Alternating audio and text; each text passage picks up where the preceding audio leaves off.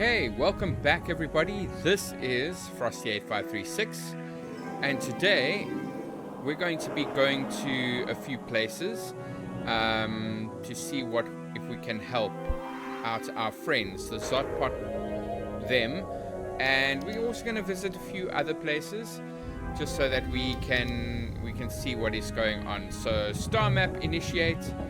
We're going to go to the Zoot, the home world, and what we're going to do is we finally plotted, well, off camera I've plotted all the locations of the quasi space portals, so I'm going to use those in order to get us to find all these places. So we're going to make sure that we automatically go there, and we're going to use our map. If anybody wants to know what the map looks like, I actually just drew it out. I don't have a printer, so I just took the map diagram that I found on the interweb and I just drew it all out. Yeah, I know. I'm different. Devices and quasi space portal. Okay, and let's star map. I think what I want to do is I want to see if the Airaloo know anything about the ores. Maybe I have some communication. So we're going to fail yay la la la validity. And while we do that, I'm going to take a look at which portal I'm supposed to take. So I'm going to take quasi space portal M. That should get us to where we need to go for the Zoot Fik home world. Okay, so that's at the bottom over there. Okay, cool. We're gonna save our friends, that's for sure.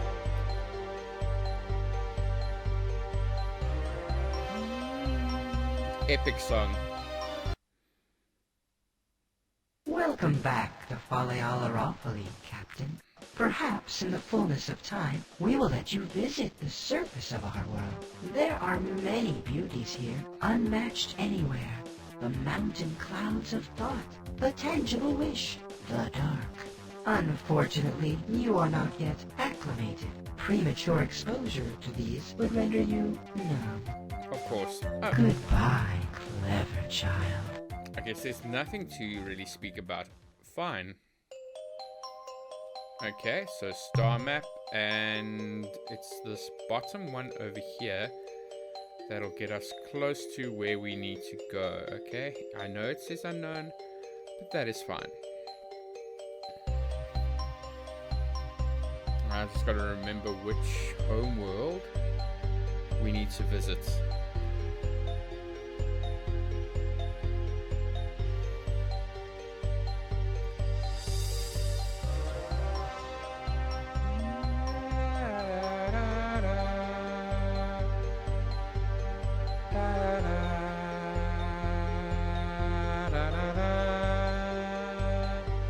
Beautiful.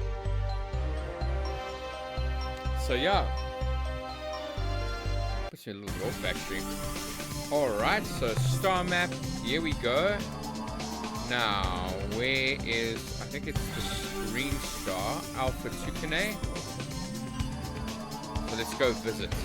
We might need to actually be careful, because if they're under attack, we might find that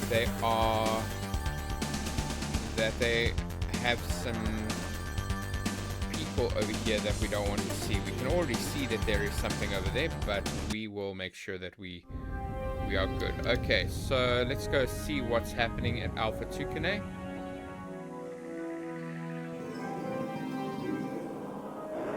Okay, let's see. Uh-oh. Okay, what the hell is going on? Ooh, I've heard about this black ship. Okay, so let's converse. Let's see if we can get them on our side. I mean, anyone that we can use to go against the Ur-Quan would be great. We are the Ur-Quan Corps. We cleanse our destiny. You will soon die. Make whatever rituals are necessary for your species. Okay.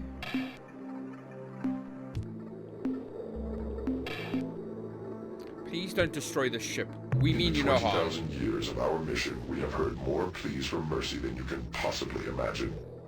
Civilizations which saw their doom before them called upon their geniuses to calm us.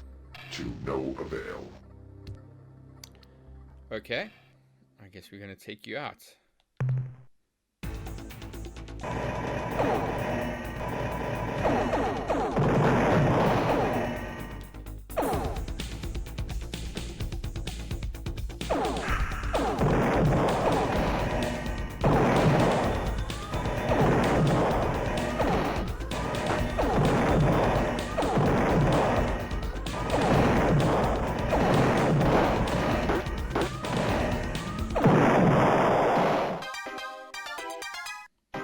Okay, that didn't exactly work out to our best ability. It looks like we didn't have any of those direction ones, so we might need to think about that Our next savior, time. our savior, you have rescued us from certain destruction. Howie, baby, that was a close one. The black ship appeared in orbit several days ago and began raining down bolts of destructive energy on the surface of our planet. Fortunately, We were able to focus our planetary shield to deflect the energy blasts away from our cities. unfortunately, Large sections of our planet's beautiful wilderness have been annihilated, entire ecosystems destroyed. oh, that makes me really mad. I mean, attacking helpless, intelligent alien species, that's one thing. But toasting our cute little wood jukes and trainars, that is really low. If the black ship had been accompanied by others of its kind, we wouldn't have been able to stop the rain of destruction. They would have killed us all. Well, in that case, better those jukes and narcs than us, right? Captain, it is clear that in matters of war, you are more capable than ourselves. With this in mind, we would like to give you our 4 finest starships and crew. I hope they bring you many victories. Try not to lose them all right away. I'll try not to. Okay,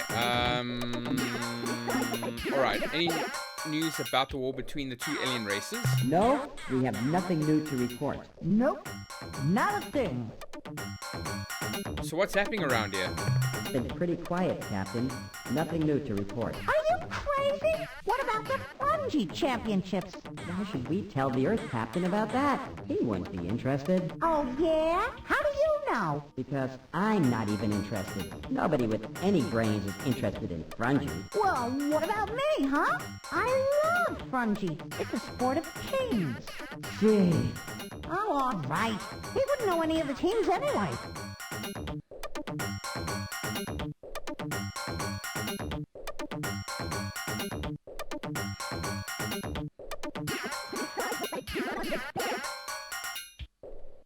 Okay, that was strange.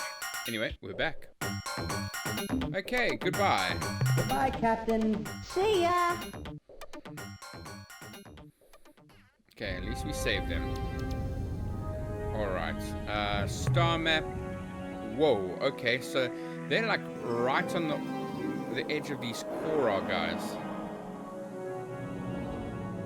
That can't be good. Alright, the next thing I think we will do is... Wait, hold on. Where are the Spathi? Where did they go? Their zone of influence is gone, so I think we're gonna see what happened to them now as well. So let's get out of here. We'll see you later, guys.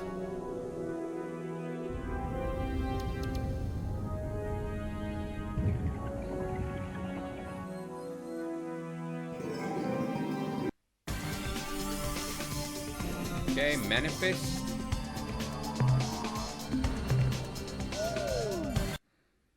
Okay, so quasi-space portal F is... Space portal F is... Okay, star map. It is... this one over here. Okay, so it's not exactly accurate. Okay, there we go. So we get to see what's happening over there. Because we should have seen them. So what the hell happened to them? Okay, star map. Where are they again? Is it Delta Grius, I think.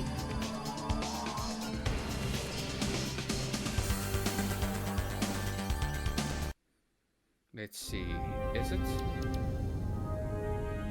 I don't think it is. But seeing as we're here, we might as well just... where are they again? I'm going to pick up some materials, perhaps. Some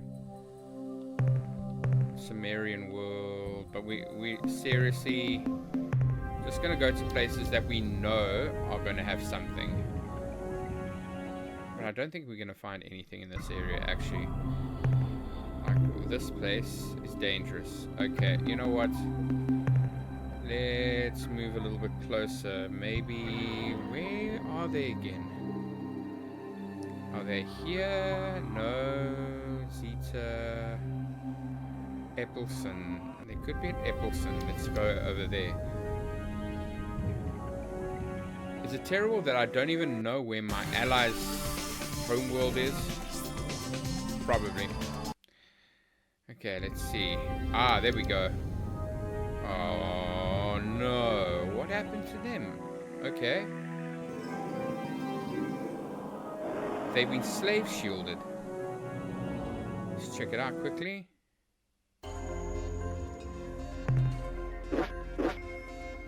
Okay.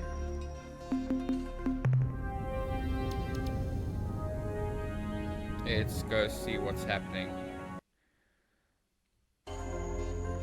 Okay, well, let's scan. Okay, at least we get something. Okay, let's dispatch and get that over there, and then let's see what's happening.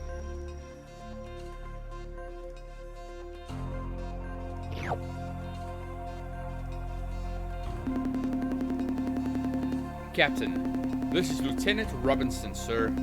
We have located an alien artifact down here. Perhaps more importantly, we have found something which I think may explain what happened to the Spathi. And I don't think you're going to like it. We were investigating a large blue machine when Officer Talbot discovered a message glued to the side of the device. Sir, it's a note from the Spathi High Council. I'll read it to you. Dear Hunams, how are you? We are fine. However, can we thank you for letting us study your planet's Earth slave shield? Admittedly, it took us some time to replicate the technology ourselves, but we are simply delighted with the results. Yes, sirree, we sure love the idea of putting an impenetrable shield around our planet. Now all those evil monsters that were just about to attack won't be able to eat us. Thanks. I guess this means we won't be able to send you any more starship captains. Sorry. Well, they want to turn on the shield about now, so we've got to get going. I'm sure we'll never ever talk with you again. So goodbye and thanks again. Your friends, the Spathi Ruling Council. P.S. This machine is the super powerful hyperwave caster that the Unga used to trick us into believing that the Grand Master Planet Eaters were coming to destroy Spathiwa. We thought maybe you'd like to have it. That ain't cool. Okay.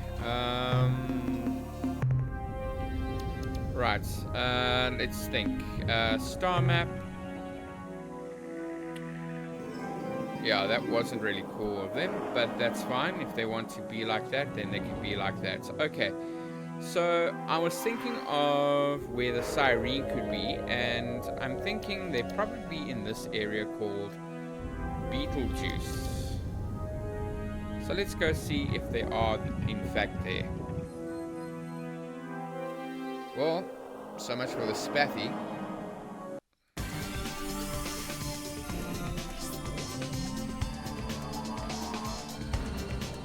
Never cool. Never cool. Anyway. At least we have a few more ships that we can use. I like that. And then maybe we can start looking at ways to deal with the Ur-Quan.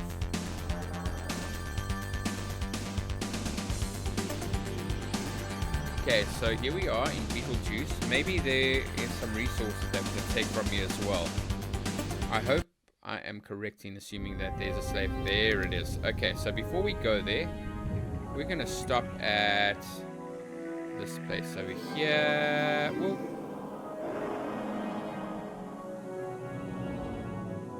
And we're gonna check out these planets. Let's start with this one. Actually, let's start with this one. Oh, terrible. Ooh, oh, nice, nice, nice, nice. Scanning our treasure world. Definitely useful. And we're gonna get some resources now. I didn't check what kind of... Okay, so there are some tectonics.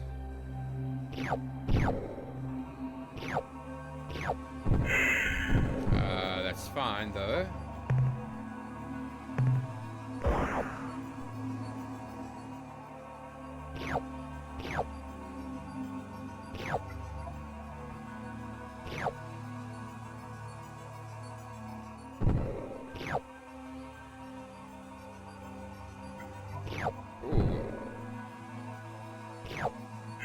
Okay, just enough to fill in that space over there. Okay, let's navigate to this world over here. And this one is going to be... Ooh, radioactive world. Okay, I'm glad that we came to Beetlejuice then.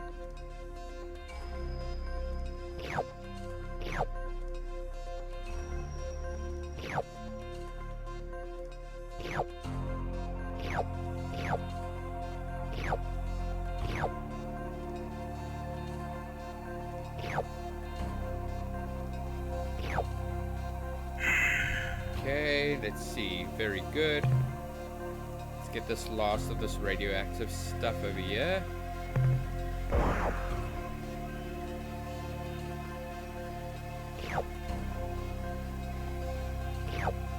Good. Good, good, good, good, good. Excellent. Alright, let's go to this one now. Almost looks like a rainbow world. But we know that it's not. Primordial world. Okay, there are some things, but they are tectonic, so... Nuh-uh. Whee! Okay, let's see, where else can we go visit? Okay, there is a place that we can go. Okay, looks like another primordial world, I think. Or is it something else? Acid world. Nope, nothing that we need. Okay, let's go visit the slave world over here.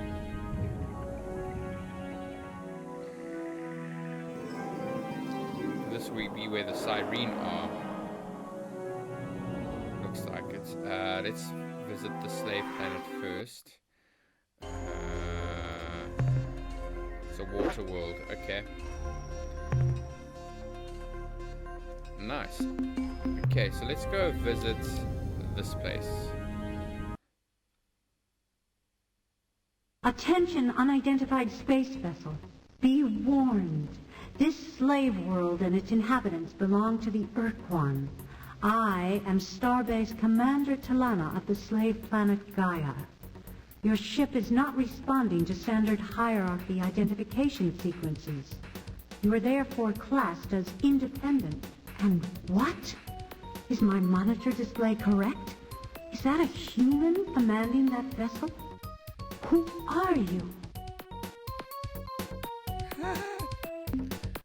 I'm Captain Frosty 8536 of the flagship Defiant. Hello, Captain. But you haven't answered my question fully. Why are you here? Where are you from? Has the slave shield been lifted from Earth? Are the Ur-Quan finally defeated?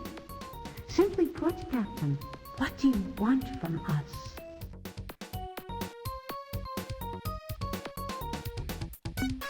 To be honest, we need your help to destroy the Ur-Quan. Look, Captain, I like you. Even though you're an obnoxious human, I like you. In another time, we might have become good friends. Perhaps more. But that's a fantasy, and my job is dealing with reality. We're not going to do anything to jeopardize what we've got here. come too far, lost too much, to ever risk losing Gaia, our new home. Don't get all judgmental on me, Captain. You don't know what we've been through.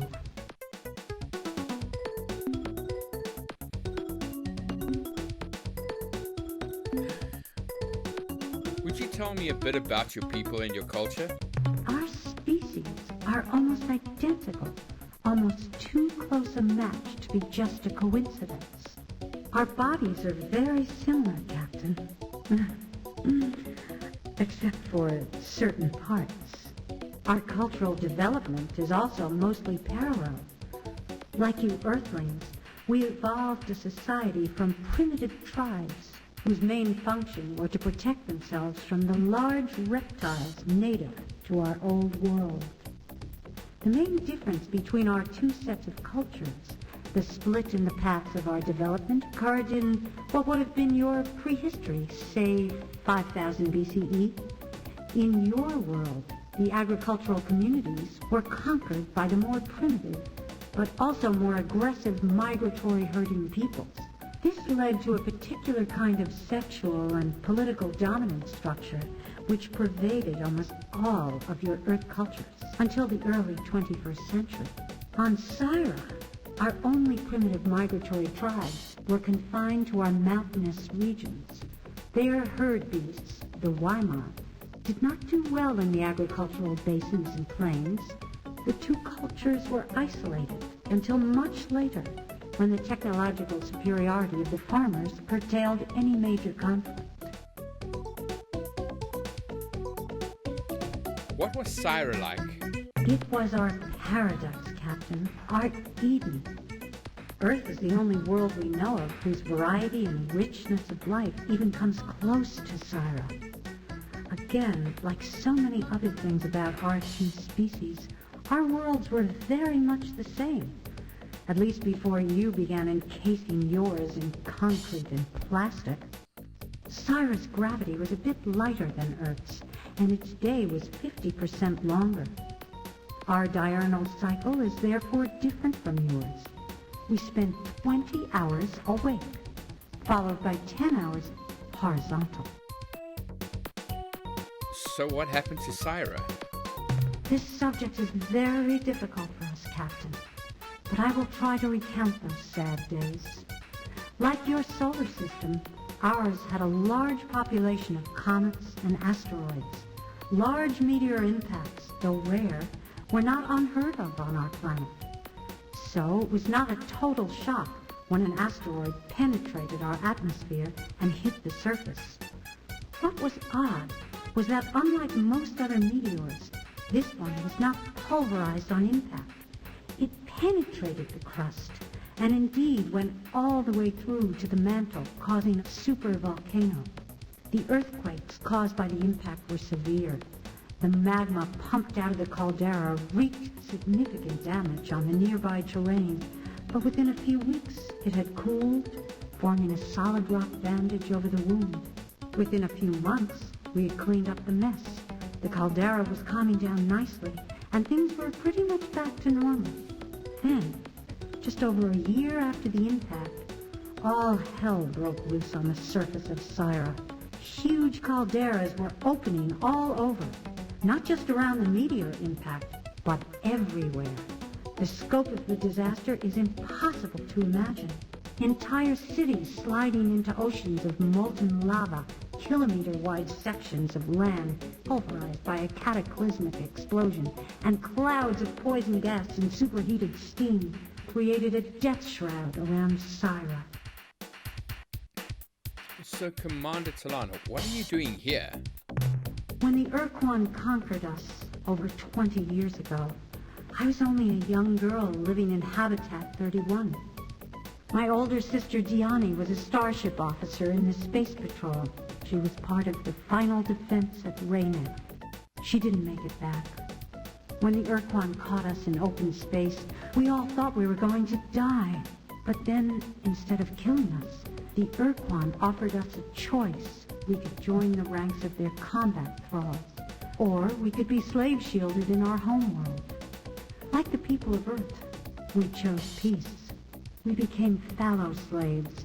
When the Ur-Quan told us to return to our homeworld, we explained that we had none. Ur-Quan Master 9 explained that they had encountered this situation before, and if we would provide them with a list of our requirements, they would use their extensive astronomical data stores to find a planet for us. So we told them about Syra, about the color of its sky, about the abundant life forms, about the fertility of the soil and seas. Less than an hour later, we received a terse message from Master 9. We were to proceed to these coordinates and disembark. This was to be our new home.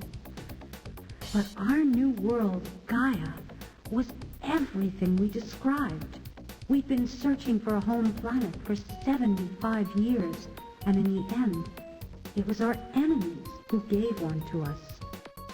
I grew up on a small island off the main continent, and like all of my people, we lived each day under the sick, red glow of the slave shield. When the Ur-Quan arrived 7 years ago to refurbish and recruit the starbase, I was selected as the new commander. So what happened to you at the end of the war? When we first met your people, we've been wandering through the stars for almost 75 years, ever since the death of Syra, our home planet.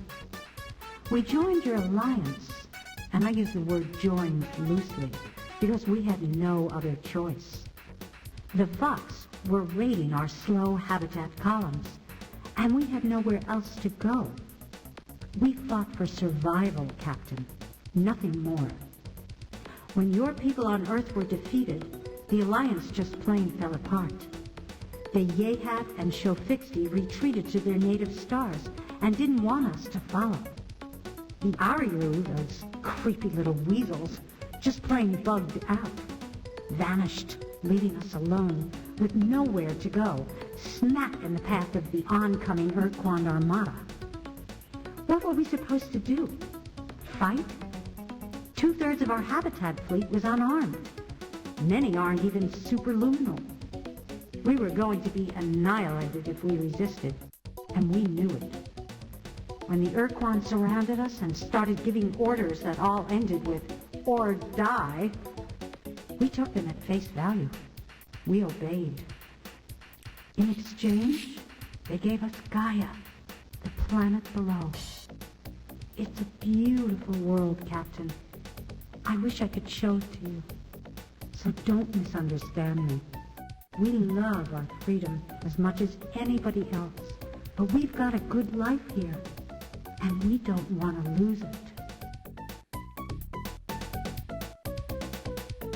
If you love freedom and hate the Ur-Quan, why won't you help us? Like I said before, Captain, we would like to help, but we are unwilling to risk losing Gaia.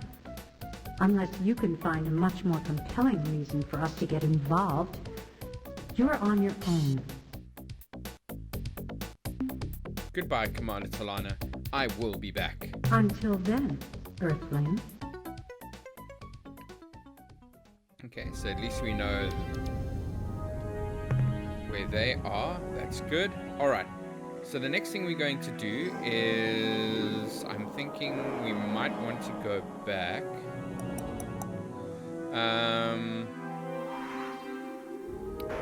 Yeah, so we're gonna go back to Earth, refuel probably, listen to what the good one has to say. Maybe I'm gonna go to Arcturus, because I hear there might be something there. So let's do that. Arcturus is quasi-space portal 0 or O. Quasi-space portal O. Maybe we can find something over there. Only one way to find out. Manifest devices. Quasi-space portal. There we go. And star map. So 0 or O is over here. Okay, we haven't used it yet, which is fine.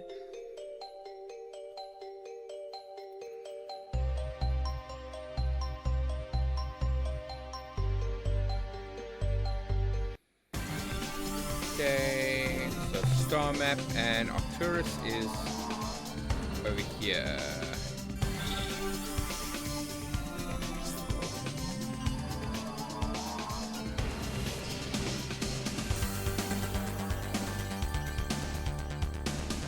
Okay.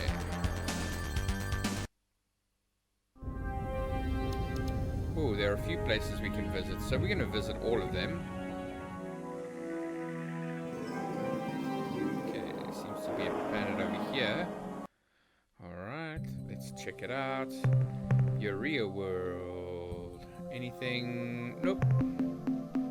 Nothing that I can use, which is fine.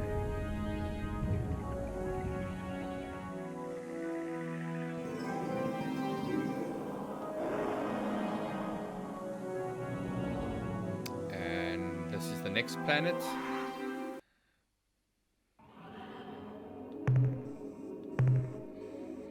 Big words. Okay. Nothing. Let's go visit this next one over here. This looks like a water world. Must be very cold for a water world. But it is. Okay, some radioactives. Anything interesting? Nope, but we'll dispatch here. Pick up that radioactive. Okay, good.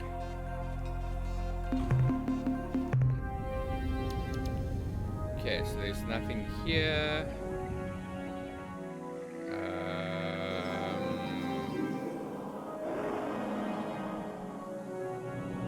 See if there's oh, yeah, there we go.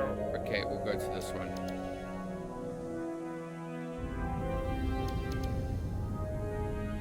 Okay, Arcturus, Pellucid world. Okay, so there's something. There's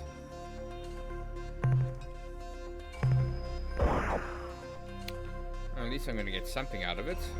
Not much.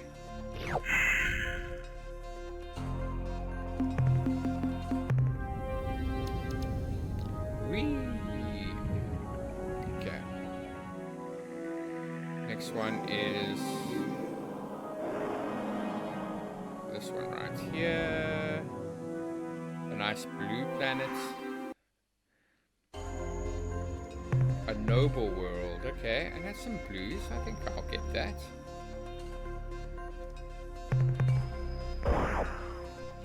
Something I can definitely use. Seriously? Okay, neon gas. Ooh. Okay. Nice, nice, nice, nice. Nice, nice.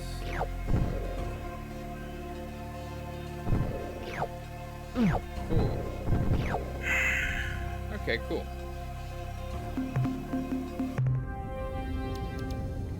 I like the bluey. See it, St. Louis. Whoa, whoa, hold on. Oh, I would have missed that one. Okay, let's find out what's happening over here. Looks like a planet. Redux world. Okay. Resources. Oh, hold on. Okay, we have some. Okay, let's take these guys out.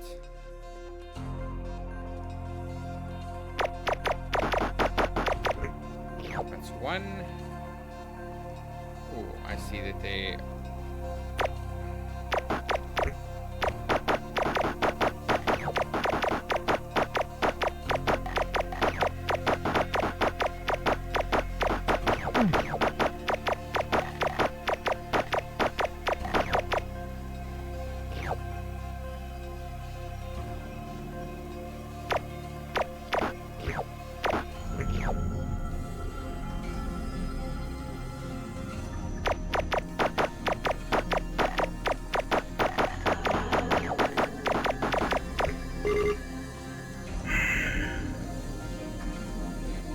still going to do it. We're going to pick that one up because it did become biofuel. Oh, okay, let's look at this first. Okay, these ruins seem to be remnants of a civilization which called itself the Bervixies. All their cities have been reduced to radioactive slag by some form of energy weapon similar to the Ur-Quan's fusion blaster. From evidence we have gathered here, we can conclude that this entire civilization was destroyed from orbit sometime in the last 8 to 12 Earth years. There are no survivors. Okay.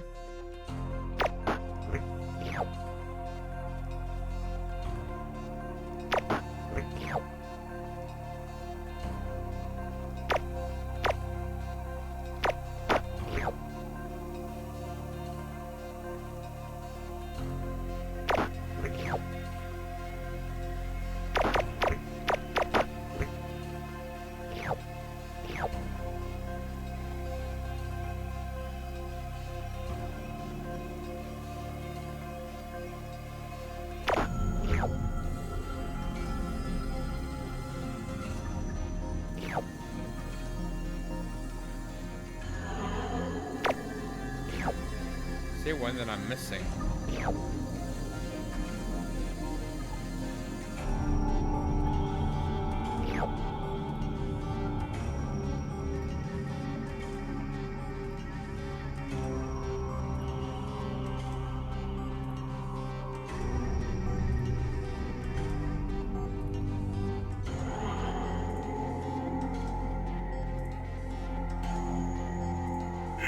Okay.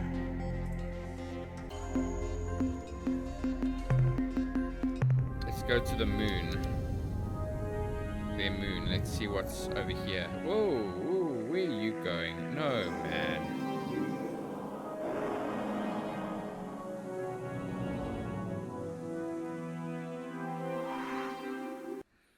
Okay, let's see. Selenic world. Nothing. Ooh, energy. And more things to kill. Nice.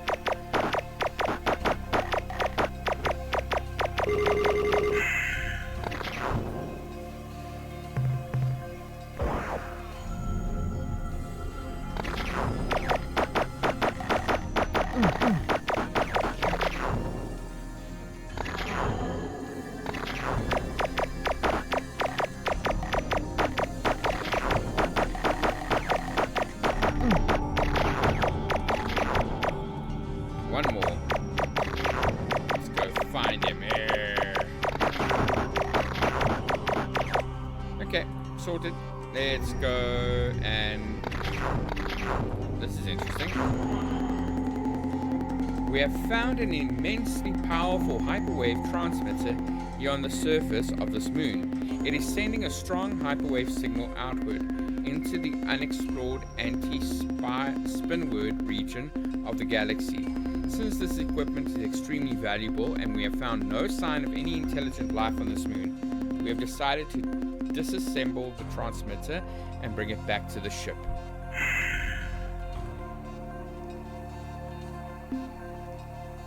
Good.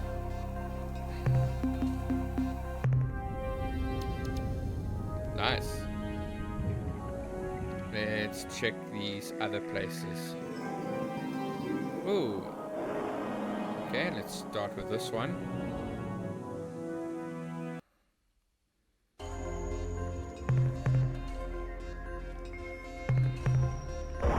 Let's get some nobles.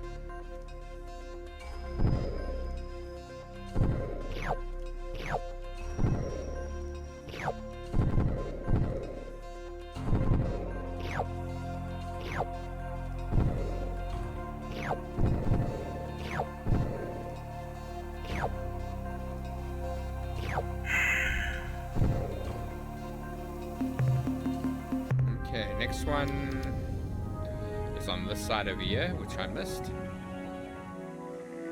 Right there.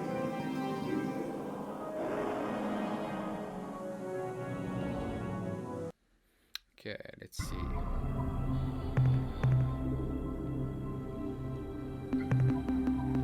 Nothing.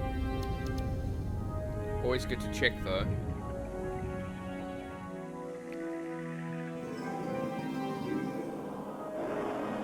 Okay, anything here? Nope. Okay, so we're gonna...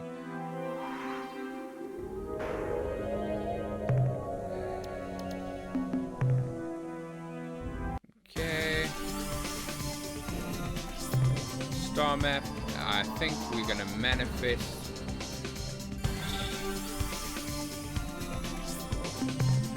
Cargo. Oopsie, devices.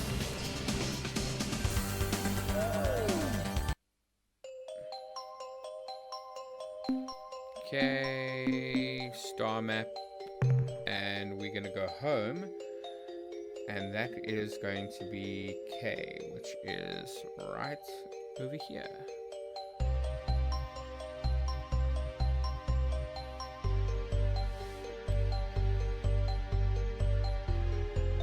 Nice. Star map.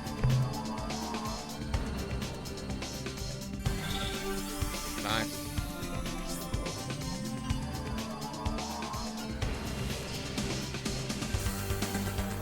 Always had that problem, so let's go here. Let's make our move.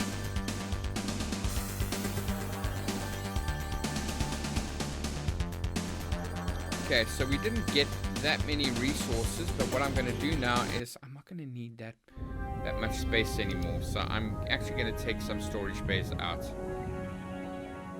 We've done what we needed to do. Whoa. Okay. I swear my pilot is drunk.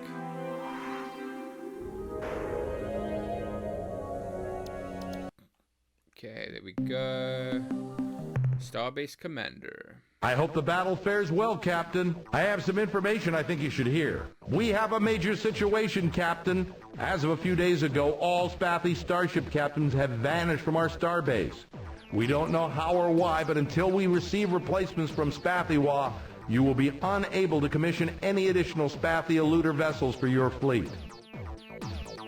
Okay, let's do the minerals. Not as much as I would have liked. More fuel for the fire, eh, Captain? That last load should keep it blazing. Cool. Can your scientists analyze what I've acquired since my last visit? The analysis reads as follows. Subject hyperwave broadcaster, design. Data, this unit is capable of generating extremely intense hyperwave transmissions, though it is otherwise similar to our own casters. Summary, this thing would be great for practical jokes. She could scream boo from an orc cloud to scare the pants or whatever off of everyone in the system. If you used it in hyperspace, there's no telling who might hear you and come running. The next entry in the analysis is subject hyperwave broadcaster, unknown design. Data, this technology is new to us, but though a bit primitive by Alliance standards, is capable of generating a very strong signal. Summary, should you wish to call someone in hyperspace or send a message through a mile of steel, this baby will do just fine. That's the end of our scientist's report. Excellent. Goodbye, Commander. Goodbye, Captain. Okay. So let us...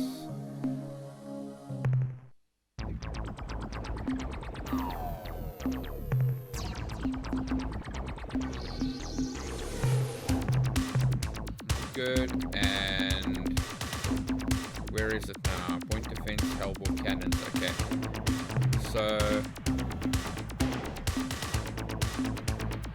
tracking system. There we go.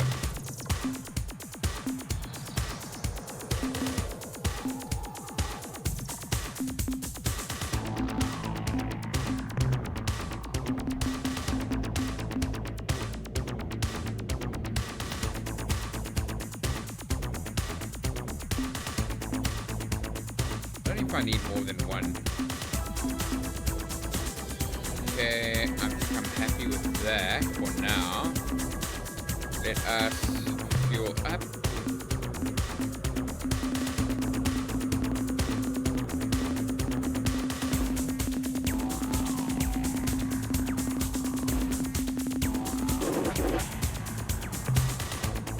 Okay.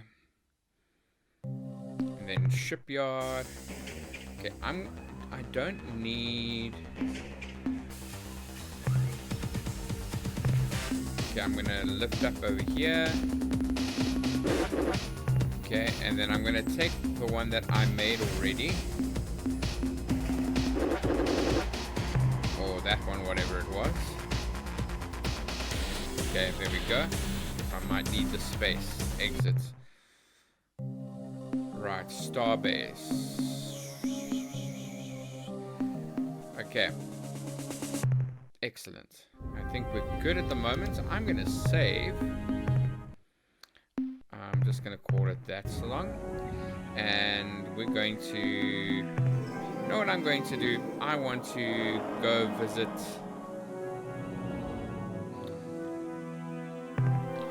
So we're going to go visit this area over here because this is where our homeworld is.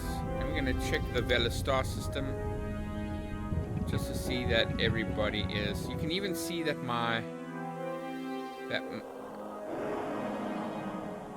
you can even see that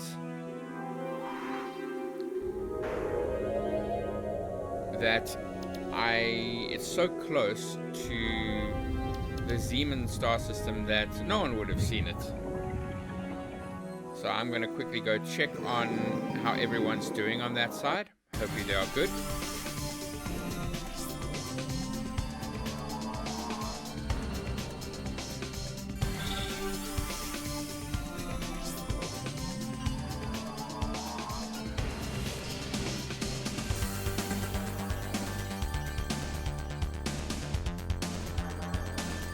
A little bit of a trip, but I think we can handle it.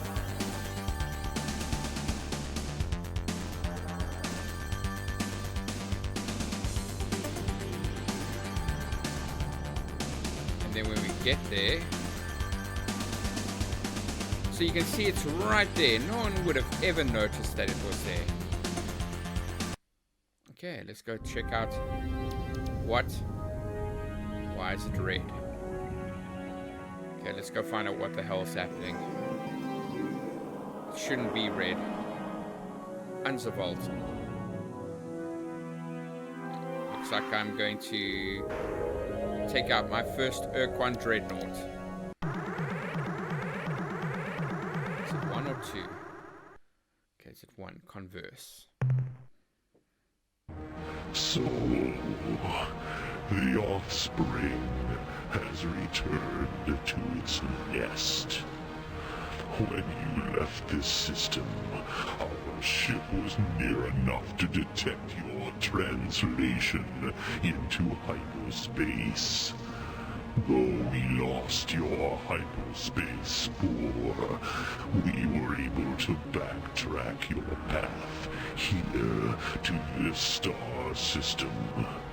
And what did we find? An outlaw culture. Humans outside of a slave shield. You will note that this oversight has been rectified.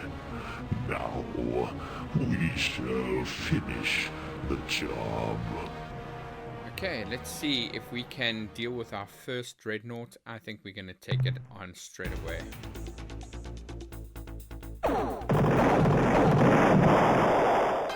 Haha! Now, that was cool. Damn. So it looks like Unzervalt. We won't be able to scan it. Okay. That's very sad. But it's out of our hands. I wonder if there's any resources.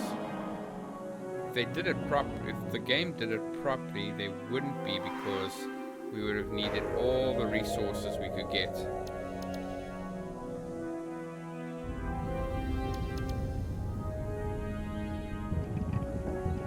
but we'll check anyway.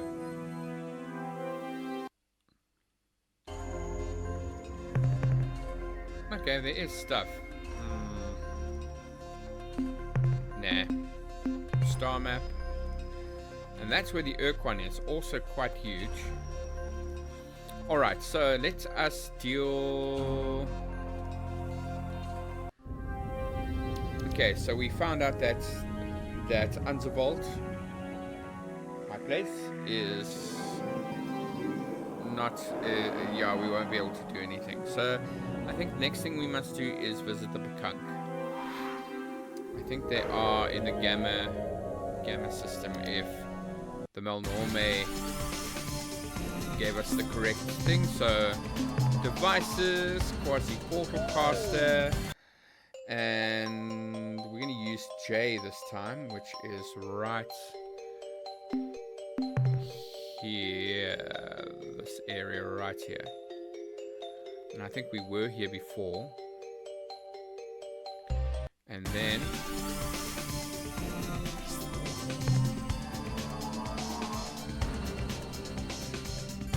we need to go visit Upper Gitlas system.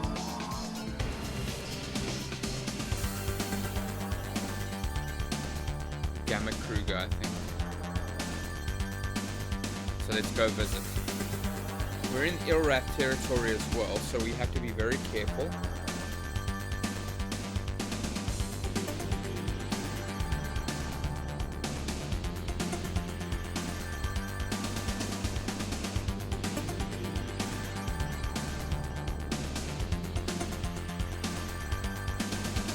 Always something. Okay, let's see. Ah, I was right. Let's first go to this area. Maybe we can find some resources.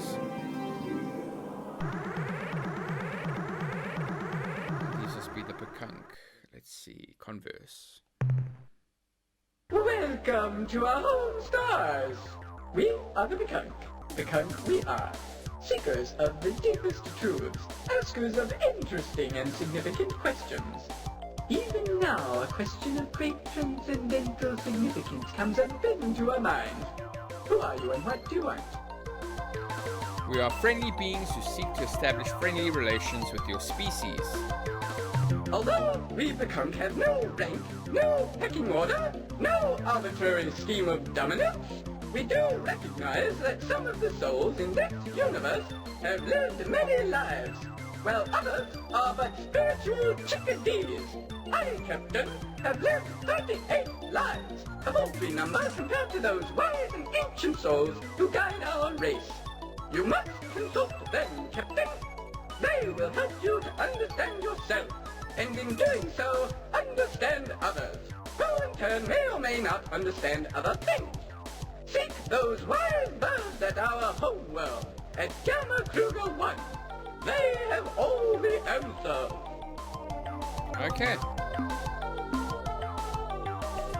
We are dedicating finding the Ur-Quan hierarchy. Can you help us?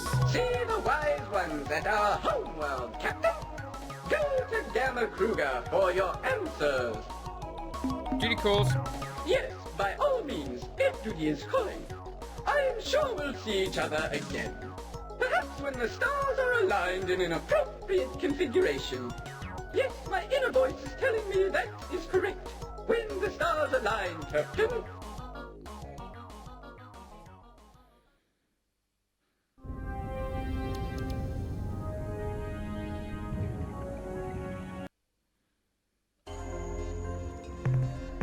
Radioactive world. Okay, cool. We'll definitely drop by and take what we need.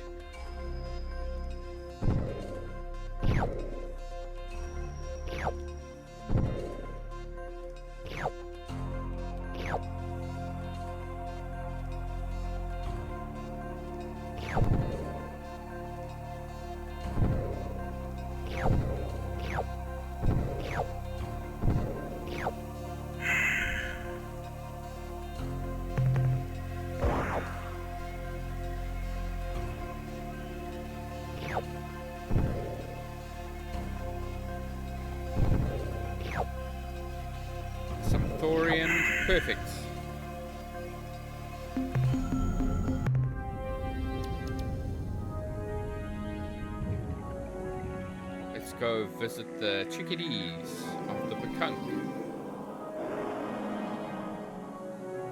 At least we know there are some other planets here as well. Boom. And this must be their homeworld, so let's... Definitely their homeworld. What? A spirit voice rings within my soul. It tells me that I must give you something to aid you on your noble quest. What, spirit? What must we give this young human? Mineral resources? No. Important secret? No. Starship? No. Then what is it, spirit? Spit it out. What? That thing? Are you sure? Okay, here you go, Captain. Take this clear spindle. It is an ancient and powerful device, built by the precursors hundreds of thousands of years ago. What does it do, you ask? I haven't the slightest idea. Auspicious portents and serendipitous omens have foretold your arrival. Welcome, alien guest, to the home of the gentle and playful Bekunk, children of the cosmic light, hobgoblins of joy, seekers of spiritual truth, and other neat stuff like that. Perhaps we should introduce ourselves. I'm Captain Frosty 536 in command of the Defiant. Yes, we know all that. We are not known throughout the galactic sector as powerful psychics for nothing. Of course, we already know the answer to this next question too, but we enjoy conversation. Why have you come here? Come to your homeworld to offer you aid and assistance. This vessel and its crew are at your service.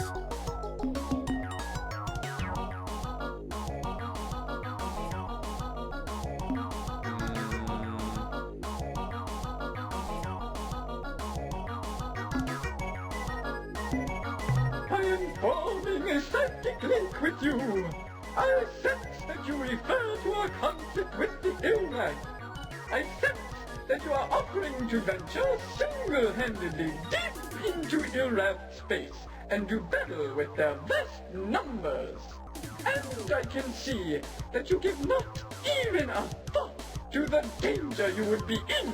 You are noble indeed, and I accept your offer of aid. But in spirit alone, the karmic burden of your gruesome death would be too great. Still, I say thank you, Captain. Let us unite and form an alliance. We will provide you with all of the crew, ships, and resources you desire. We will give you... Wait! I sense that you are offended by our crass material offer. Yes, I am ashamed. Any warmongering species could offer this. We are Bekunk, children of the stellar breeze. We shall give you what all others could not. The greatest of gifts. We shall give you our love. Ah, you are speechless. Do not talk now. I can feel the energy connecting us. Let us part while the silence remains. Farewell.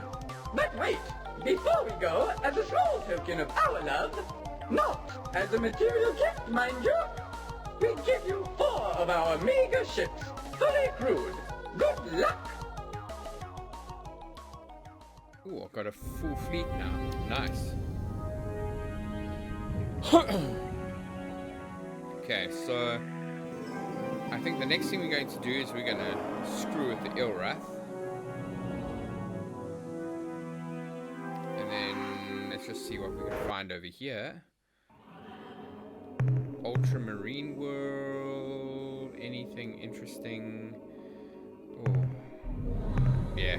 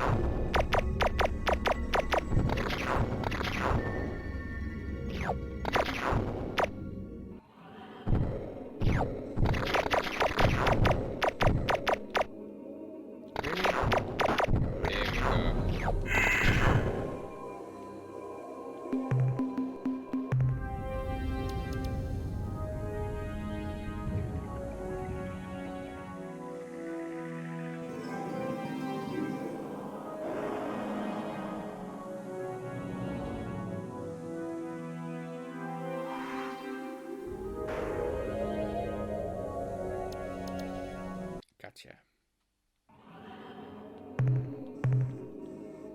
Nothing. Okay.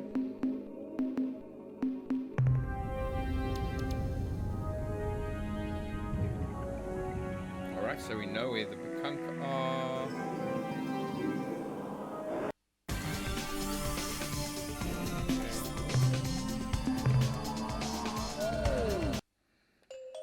Right, back to J.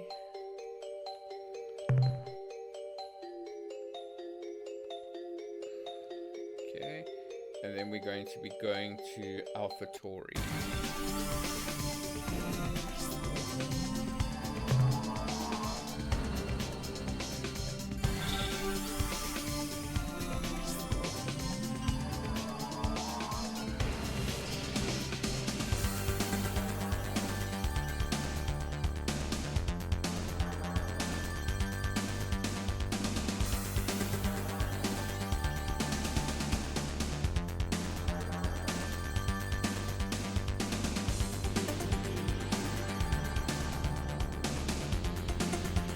Someone was going to follow us. Definitely Ur-Rat.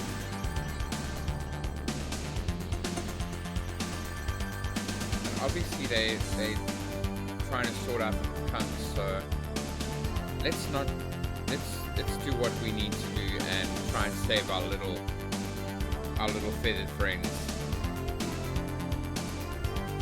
Okay, and then is it here? Devices, Caster. No.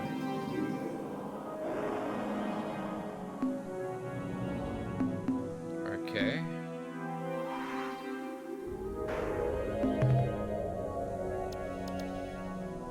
Where are they actually? Is it no?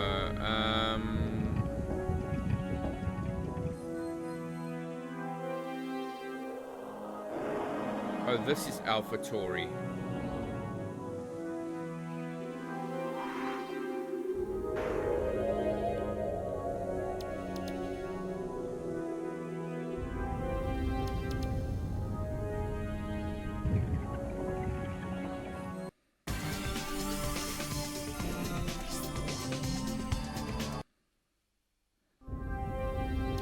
There we go. Manifest devices. Listen! It is the hideous and inspiring voices of our gods, Dogar and Kazan. Oh, great gods of evil and darkness. What can your humble and devious servants do for you? Let's screw around with them. Hear the words of our evil children. Leave this place and seek new prey. But before we do that, we require that you do things a bit differently. Your will is our inspiration. What shall we do? From this day forward, say worship instead of worship. As you wish, glorious, unmerciful destructors. In all future worship, we will honor you in this way. From this day forward, say dwee instead of we. Yes, great Dogar. Yes, mighty Kazan. We certainly will. We certainly will. From this day forward, you say Yubu instead of you. It shall be so, great ones. Yubu are mighty. Yubu are the most hideous and deceitful. We Ilrath are too fortunate to have Yubu to worship. You are no longer the Ilrath. You are now the Dilrats. We, the Dilrats, bow and scrape off our appendages in your honor, mighty Dogar and Kazan. You are sufficiently graced. go and kill gruesomely in our name. We can never receive sufficient direction from you, great masters. We eagerly await your next vile commandments. Heed these words, our evil children. Leave this place. Seek new prey. Oh, mighty Dogar. Oh, mighty Kazan. Your devoted servants hear your words and obey your divine and cruel insights. The Pakunk are unfit for our sacramental tortures. We relish the prospect of killing worthy prey. We will leave immediately so that we can begin our glorious evil devotions. But who shall we prey upon next? Who shall suffer our inspired torment? Didn't those loathsome Umga once mention a race near their region of space? Yes, I have it. The Fradash. We will go now and kill all of them. We return now to the fetid darkness. Obey our commands. Farewell, Dogar and Kazan. We are awed by your malevolent presence, and swear unto you to commit even more violent, treacherous deeds tomorrow than we did today. Excellent. Enjoy. Now, if you don't mind, I'm out here. Manifest device. Okay. Let's go to...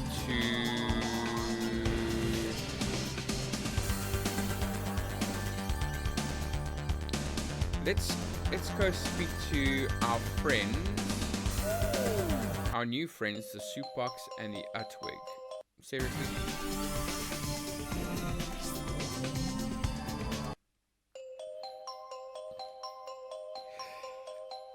Excuse me. Alright, star map.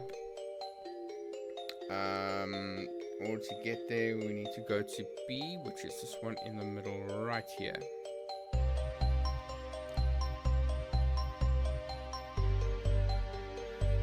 Utwig.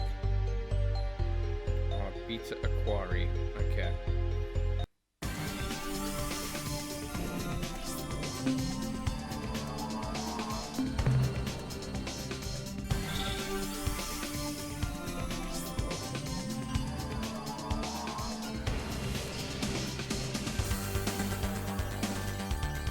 Delta Aquari. Beta Aquari.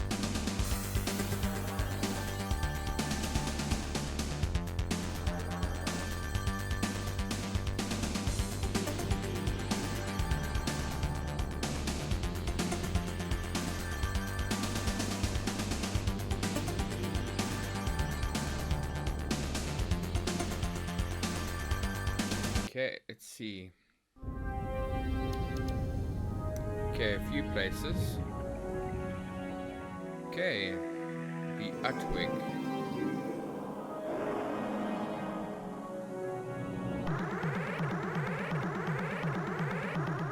Okay, let's see. Converse. I suppose, as a courtesy, I should extend an appropriate greeting.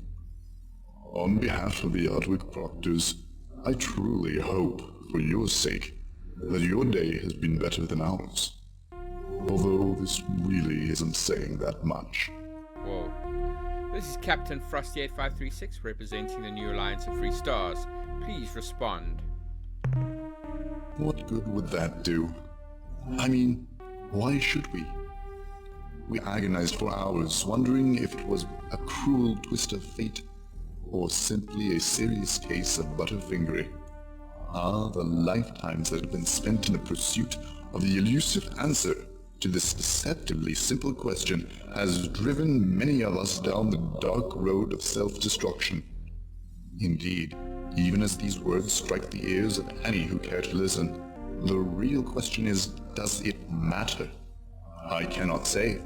I wallow in a quandary. unable to determine what better atones for my part in the great sin. Should I engage in slow and painful self-termination? Should I commit myself to a long life of painful self-flagellation? Should I throw myself with enthusiastic verve at the problem of collective annihilation? I do not know.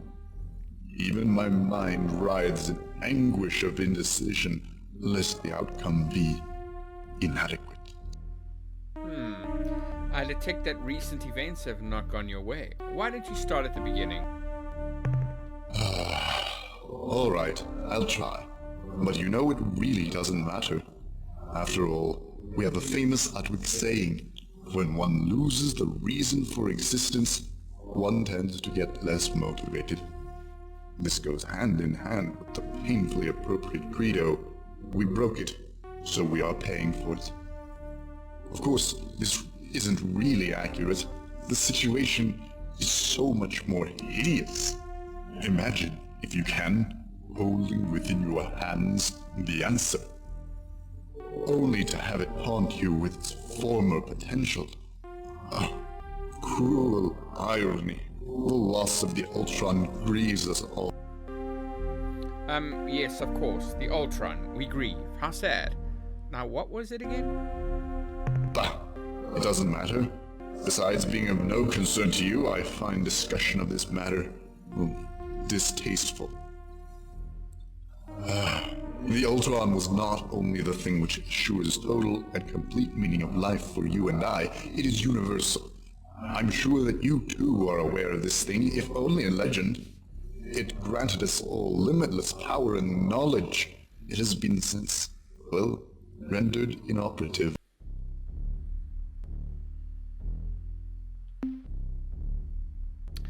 That reminds me of when my pet dog Squib ran in front of a rock chipper. You are kind. If we could wield the Ultron to resurrect your splib, we would. But I suddenly am overcome with waves of depression.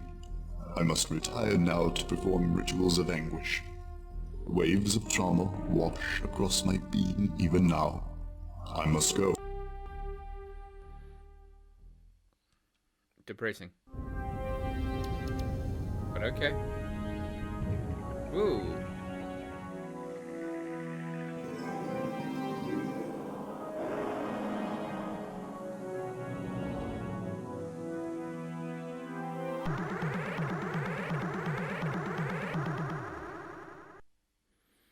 Converse. Just go. Okay. We now terminate communication with a civil yet efficient manner. As do we. Go now, with neither malice nor joy.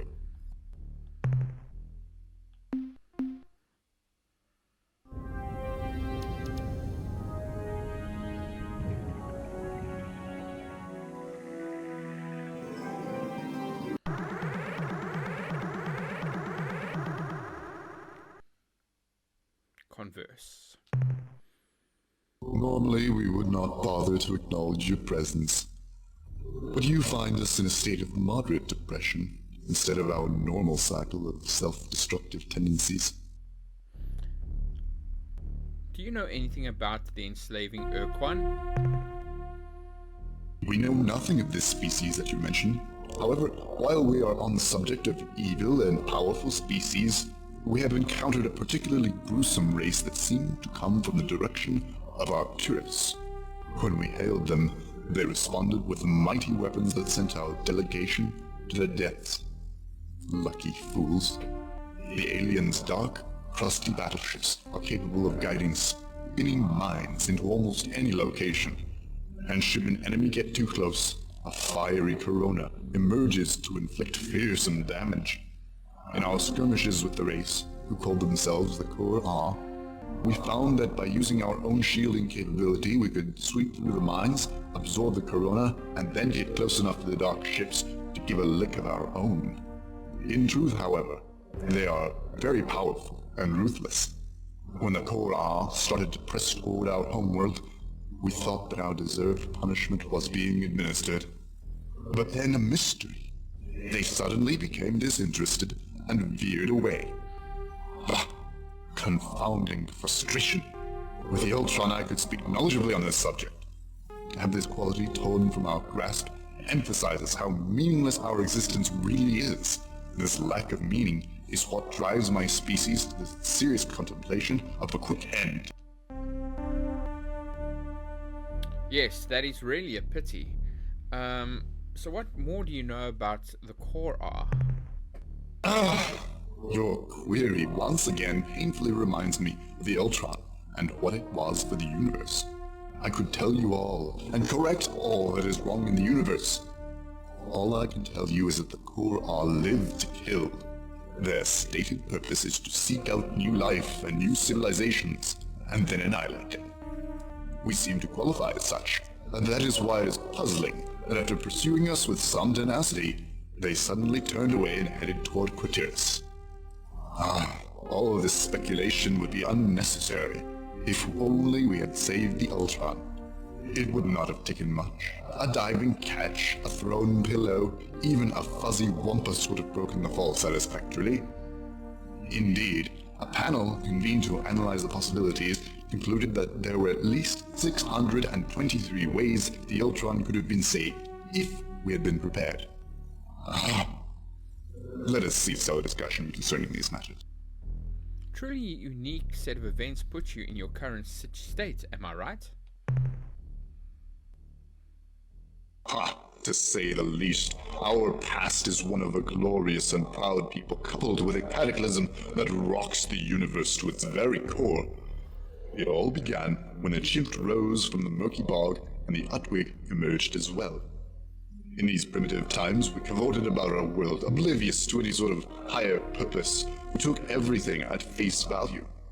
Meanwhile, the tendrils of the chimp infiltrated the vast sky canopies of Vaz, and then the veils fell.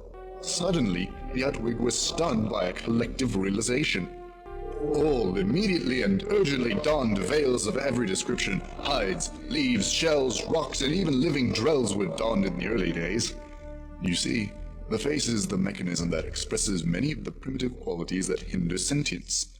Now rid of the constant reminders of greed, rage, hatred, and lust, the wisdom of the Utwig was no longer hampered by constant reminders of the primitive urge.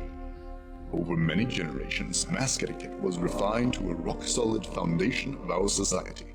Sure, the morality riots were expensive, both in lives and in infrastructure. But the result was better mask regulation, specification from your basic mask of grueling but necessary activity to the most highly decorated countenance of stellar representation.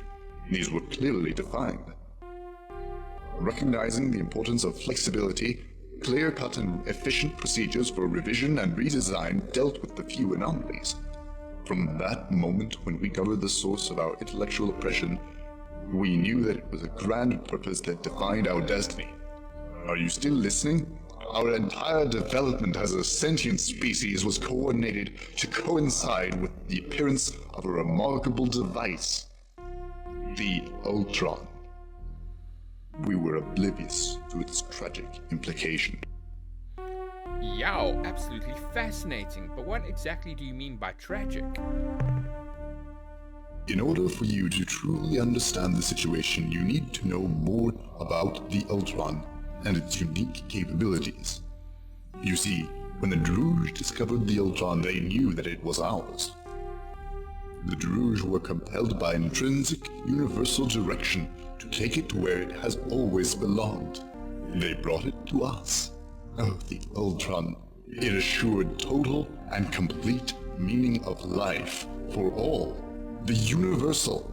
With the Ur-Quan in hand, I could sense not only your motivations and desires, but your purpose.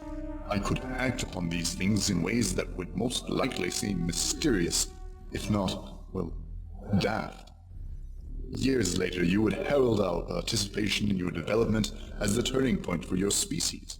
The Druj were only one of the few to benefit in this way. Even now, they are puzzled by the way we rewarded them for the delivery of the Ur-Quan to its correct place. In 24 years, 2 months, and 3 days, they will all dance the dance of jubilation. Indeed, the Ur-Quan has allowed us to fundamentally change the Druj forever. The Subox too received many benefits from our use of the Ur-Quan. They can testify to its power. Sounds like things are going pretty well. So what happened? Yes, things were perfect.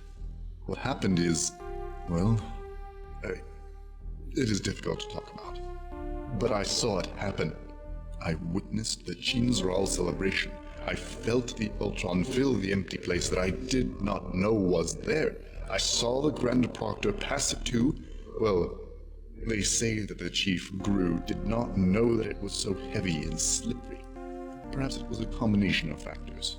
Some who have reviewed the records claim that it was actually a conspiracy.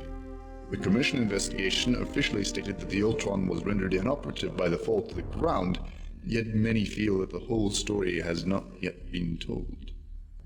As it struck the ground, I saw its glow fade, and then the painful void incapacitated all. All Utwig immediately donned the mask of ultimate embarrassment and shame, with a vow to wear it forever. Bonfires all over Fars consumed all but this mask. No other mask was spared. The visage of ceremonial orations in all its contexts and revisions, as I'm sure you understand. All of the courting masks, from the clever and intriguing veil of flirtatious prancing to the infamous lewd monocle, all were consumed by the hungry flames.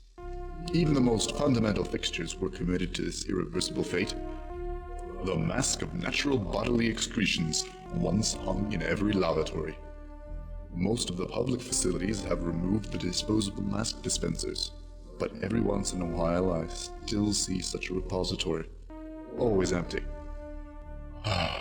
In despair, we gave the broken device to our allies, the Subox, who live at Beta Libre.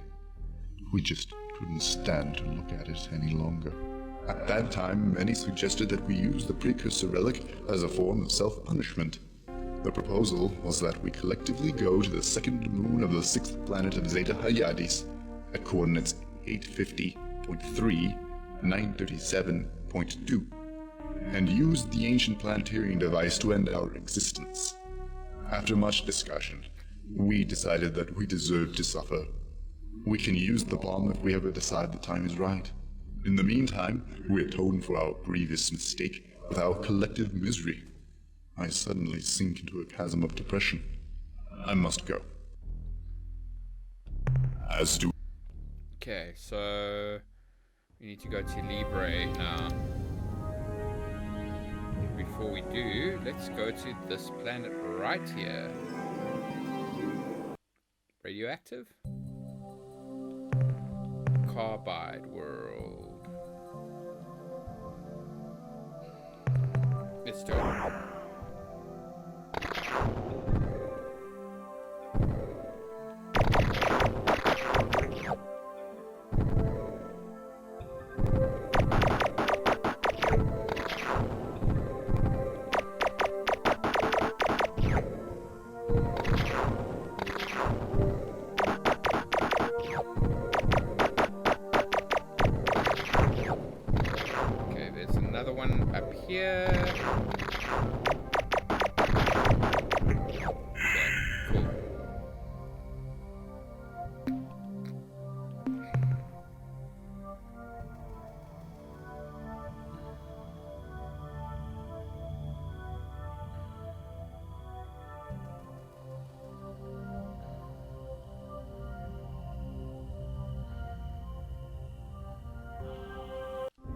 Let's go.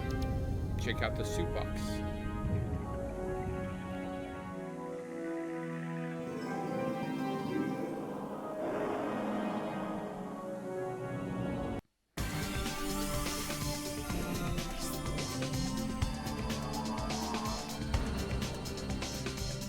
And let's see what they have to say. Maybe they... Oh, okay.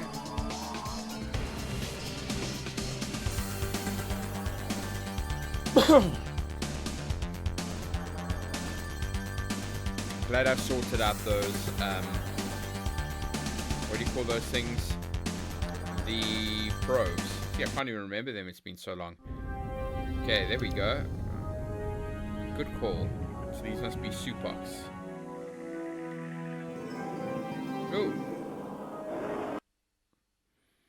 Greetings, fellow carbon creatures. May your roots always be well watered. I am Captain Frosty8536 of Earth. We have come in peace. I am Captain Ala Lala. We come in peace. Our starship is called Defiance. Our starship is called the Tender Shoot. We are the new alliance of free stars from Earth. We are the Supocs Utricularia from Earth. You're from Earth? Hey, are you just copying whatever I say? Oh yes, we apologize for the confusion. Our home world is also called Earth, or more properly, Fleck, which means perfectly good and nutritious dirt. Earth is pretty close, is it not? Why do you copy our speech and mannerisms? We learn and we adapt. We are symbionts. Our first step in making friends is always to copy them. This is our idiom. Symbiotes. How interesting. Please tell us more. Our kind evolved on a beautiful planet, orbiting the wonderfully green-hued star Roots. From the canopy of the great jungle to the shores of the azure seas, our species has flowered and grown well. Early in our evolution, we adapted to exist in symbiosis with other hardier life, both flora and fauna, who supplied us with nutrients, while we supplied them with reproductive assistance.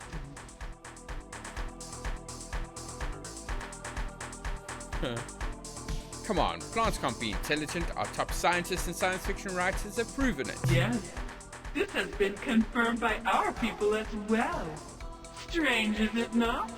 Many of our people regard this inconsistency as proof of our divine origin. Are the Utwig friends of yours? Oh yes, we have a strong cultural bond with the Utwig.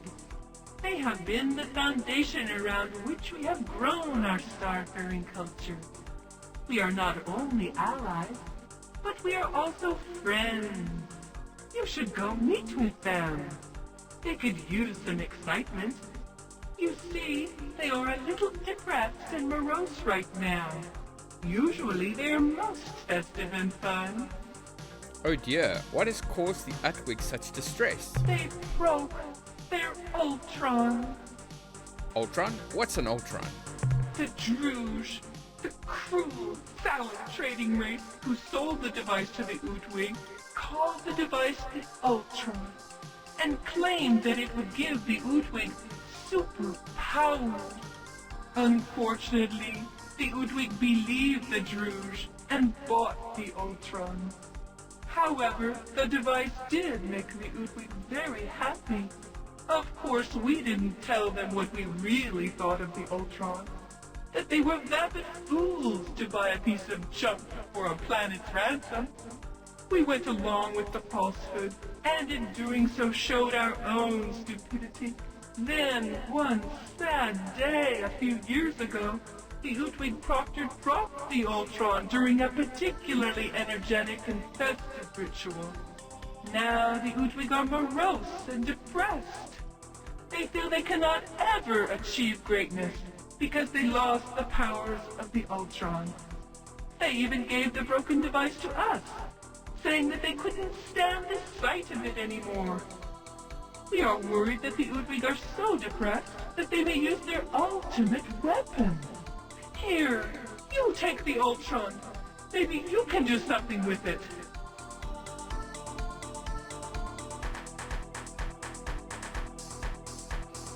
Thanks, I think. What do I do with it? We thought that if we could get the Ultron working again, it would cheer them up. So, we tried to figure out how to fix the darn thing, or at least get some of the flashing bits working again. But for all the Druge's falsehoods, the Ultron is some kind of artifact, and we could not synthesize the necessary replacement parts. Perhaps on your journeys, you will find the elements necessary to repair the Ultron. Then you could give it to the Utwig, and maybe they wouldn't be so depressed. I guess I could do that.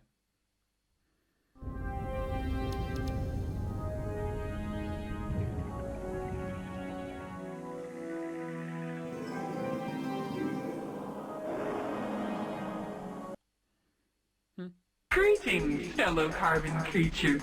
May your roots always be well watered. Where do you think I can find repair materials for this Ultron thing? Perhaps a good place to start would be the Druge, since they were the ones who sold it to the Udwig in the first place. We're off now. See you later, Soupbox friends. May sunlight and water always fall upon you. Okay, so we'll go to the Druge next. I think we'll have to make a stop though.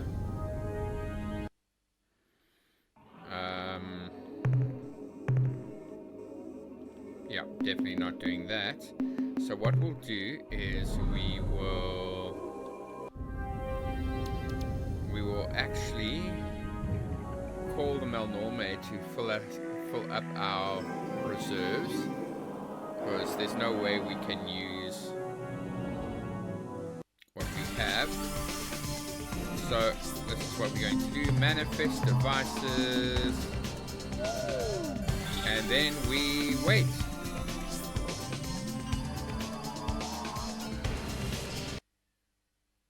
Hello, Voyager. May the light always reach your leaves. May sunlight and water always fall upon you. Okay, there we go. Alright, so I think what we've done,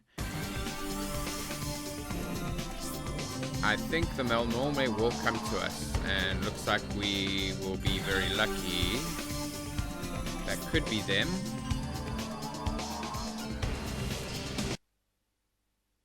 Hello, Voyager. May the light always reach your leaves. May Thank you. sunlight and water... It's not who I'm looking for, but anyway. Is this them? Hello, May sunlight and water...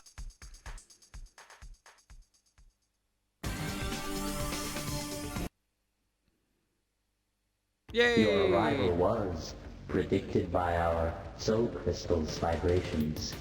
We already know why you are here and what you need from us. However, etiquette requires that we act as though we are ignorant of your desires. Now, what can we do for you today? Okay, would like to make some... Okay, items. What would you like to sell, Captain? I have some data and alien life forms. The 518 Yo. units of biological data we downloaded from your ship earn you 1,036 credits. Thank you. And What purchase. trade items would you like to buy today? How Fuel. much fuel do you wish to purchase? I think... Full. Fuel transferred to your vessel.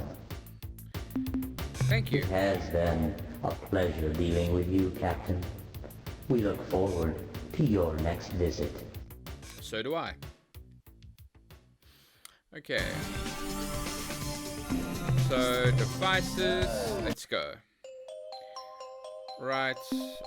Star map. Our solar system is K, which is this one right here.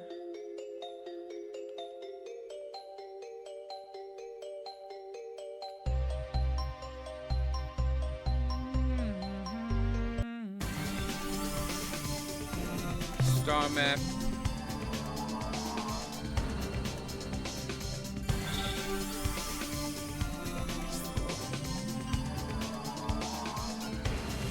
Let's do it.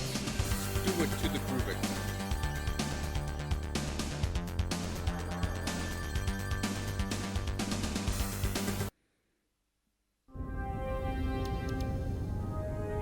Okay, let's go. Okay, so what we're going to do next is we're going to visit the Druge. ask about the Ur-Quan, but then also we're going to do a little bit of a life hack, which will allow us not to need to go get anything. So, first of all, Starbase Commander. I'm at your disposal, Captain. Okay, minerals. Not much this time. Thanks, Captain. Right. Scientists, analyze what I've acquired since my last visit. The analysis reads as follows. Subject, clear spindle device. Data, the object in question has no clear use or means of activation, but does have superconductive characteristics between 18 and 22 degrees centigrade. We suspect that it is a precursor manufacturer, but we cannot be certain without extended study. Summary, in all likelihood, this object is part of a larger device whose capabilities remain unknown. The next entry in the analysis is subject, Ur-Quan device. We put this thing through every test we've got and came up with the same results as if we used a fork. Nothing, zero, zip. If this thing ever functioned, which we doubt, it certainly won't now. Age and physical stress have long since robbed it of whatever mystical powers it might have once had. Summary, in the future, please don't waste our valuable time on junk like the so-called Ur-Quan. That's the end of our scientist's report. Okay. Goodbye, Captain. Goodbye. Alright, so we're going to be outfitting our ship in a quite interesting way. And first of all, we are going to... We're only going to have 50 units of fuel for this, and there's a reason why. Now, module-wise, we're going to take out our crew. There's still stuff on it. Okay, so let us first shipyard and crew, and we're going to take out everybody. Only I will be left, and there's a reason why. Like I said, we're going to go bare bones on this one, guys. Okay, exit. And then outfit my starship now. We're going to take out everything except the fuel modules. And then we're going to put our... We're going to fill up...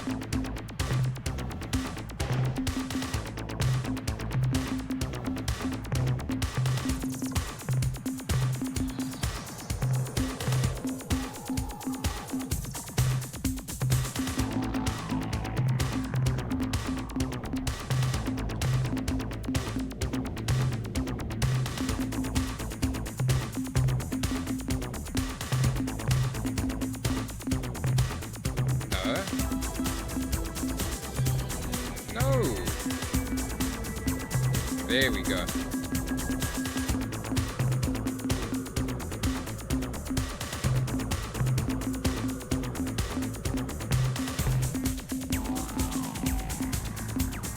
There we go.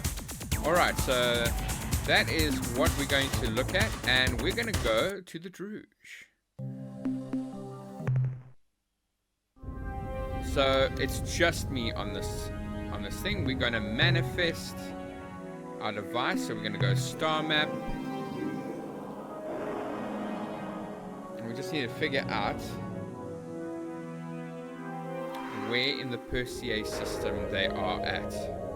Which is fine, we will do that.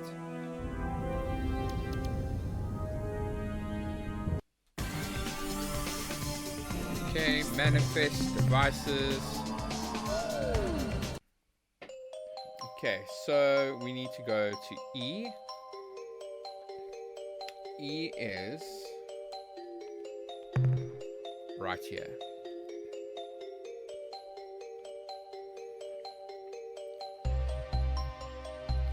Then the Druge are somewhere in the Perseus system.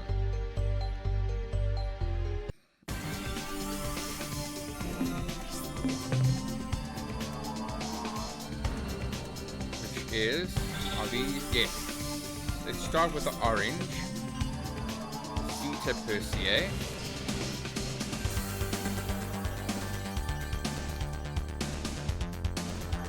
little bit of a hack. If anybody wanted to know what I'm going to do, you will see right now. Alright, I think the Druge might be here. Let's go to one of their ships. Okay.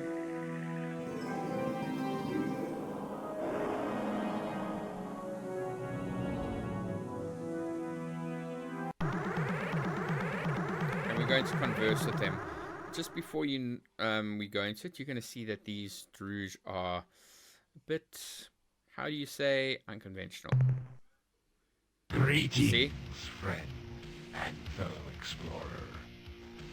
I am an officer of the Crimson Corporation. We are the Druge. We are delighted to make your acquaintance and hope that we can do business together.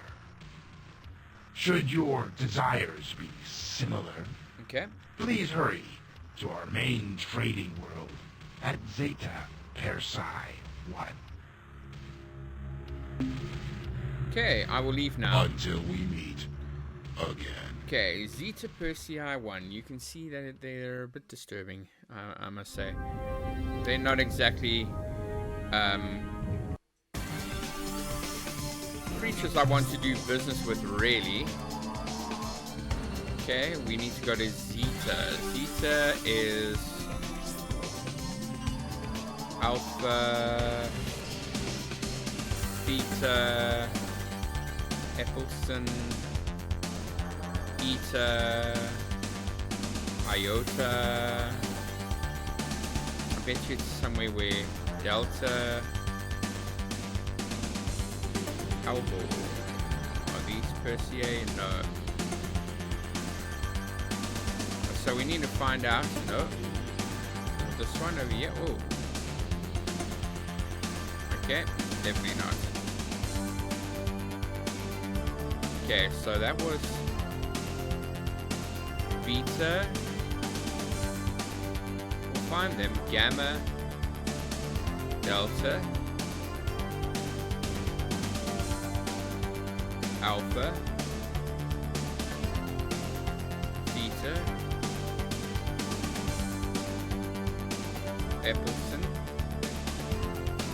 Iota, Eta. So Persei is somewhere else. No. No.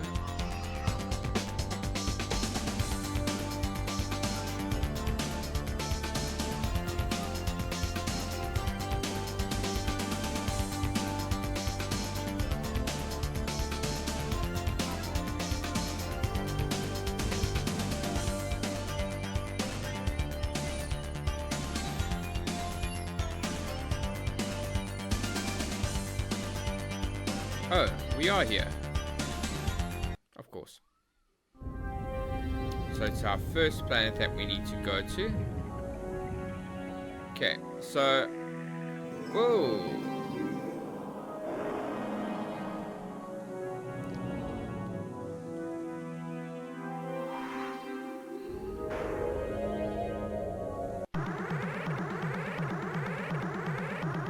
Okay, let's talk again. Until we meet again. Yeah, they're a bit. There we go. Oh. Are you telling me that I'm in the wrong place again? It must be very close. The first planet. That was number 2. Yep, there it is.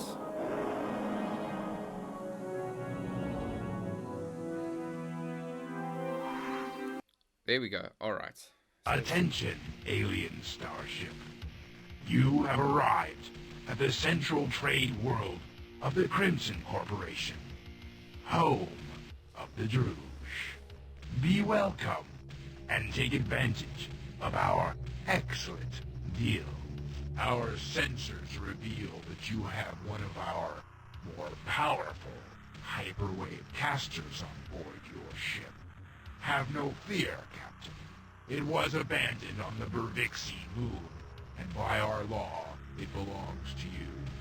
However, we are fond of the device and wish to regain it through trade. Give us the caster, and we will give you all the fuel your ship can hold. We note you possess the vortex spawner. In exchange for the simple device, we will give you 3 Muller starships and fill your fuel tanks at no extra charge. I will sell you items. We are prepared to make a deal. Okay, we're gonna take this hyperwave caster and give it to you. Captain, a special deal. A bargain unequaled. Instead of the usual payment we would give for this item, what would you say to a different exchange? We would like to trade your commodity for a highly valuable precursor artifact, the Rosy Sphere. Its origins are filled with wonder, and its powers are uncontestable, though subtle. What is your response?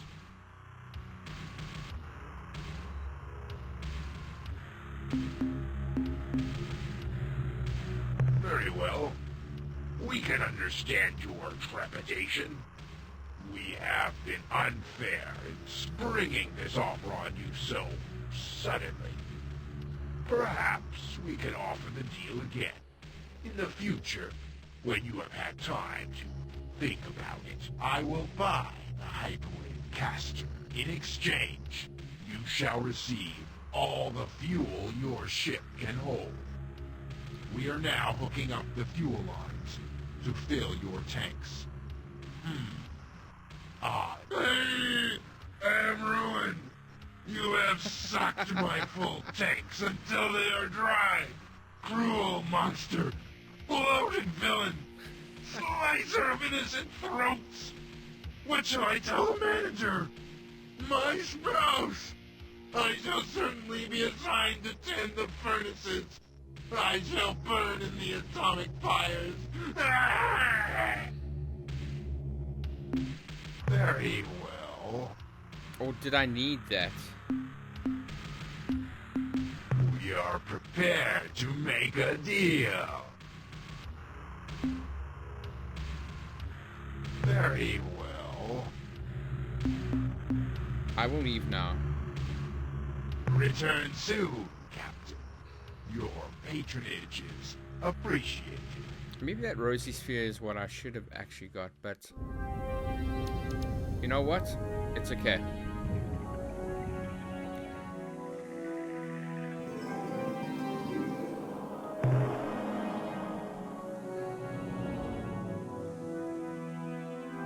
I'm going to check something before we do, but I'm going to show you now what my fuel is going to be. Now you see, the real reason why I did this is because I actually wanted to, I don't know if that was the right thing to do actually, but I want to show you what happens when we go back, because that's a lot of fuel. And if we give it back to, if we give it back to the give it back to my ship, you can, or the back to, what do you call them, back home for resource units, you're gonna see that we don't have to worry about resource units for a while.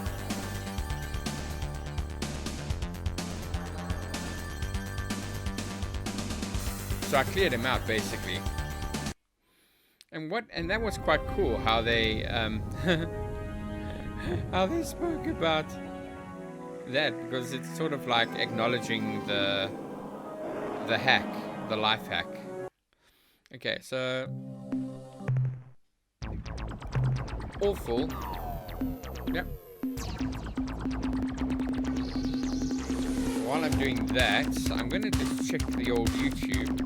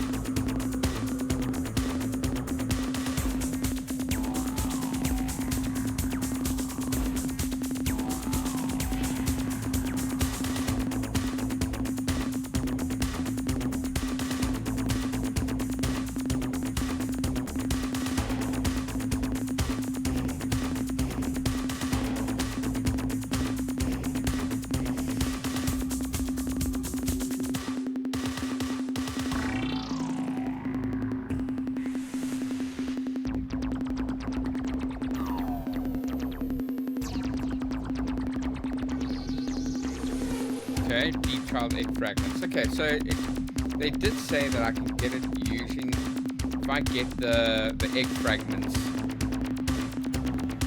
So it is possible, which is cool. So as you can see, I've just made a killing, and he's ruined. Haha.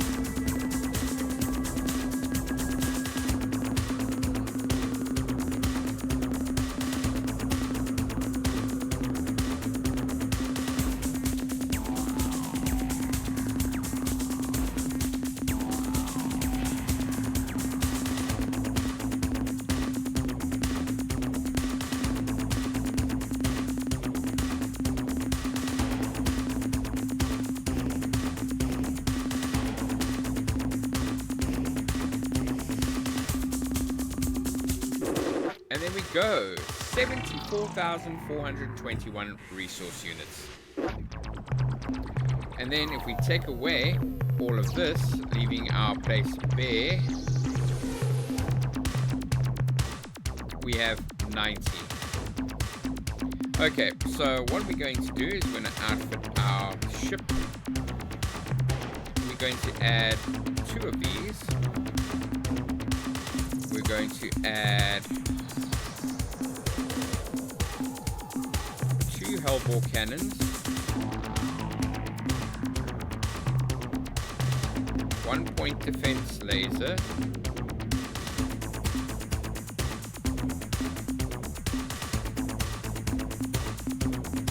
where is it now? There we go. We're going to add tracking system. We're going to add a few Shiva furnaces. They say that we don't need more than this many, but I'm going to add quite a few.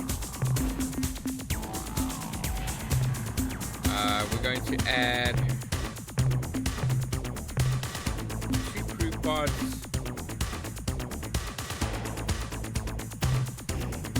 maybe 1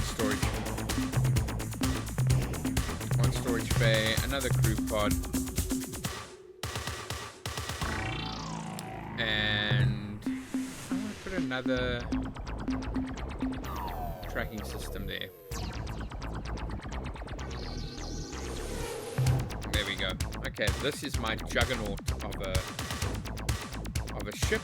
We're going to fill it up with fuel now.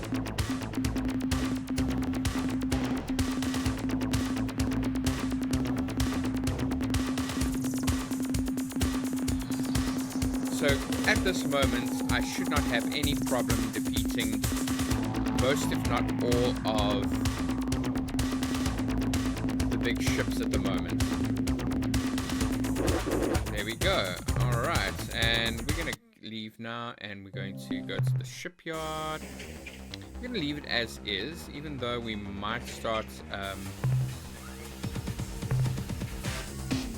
adding more different ships once we have more alliances. At the moment, ships that I have are very representative of everything that we've been dealing with. Okay, so 150 crew. I think we're really cool, guys. We're going to save this game right here. Actually, we're going to save it out because this noise is making... And I think we're going to end it right here, guys. A little bit longer than usual, but that's fine. I think in our next episode, we're going to deal with the Mycon. See if we can get the Cyrene on our side. It's going to be important because there are other things that we need to get as well. So we're going to save now. Give it a cool name.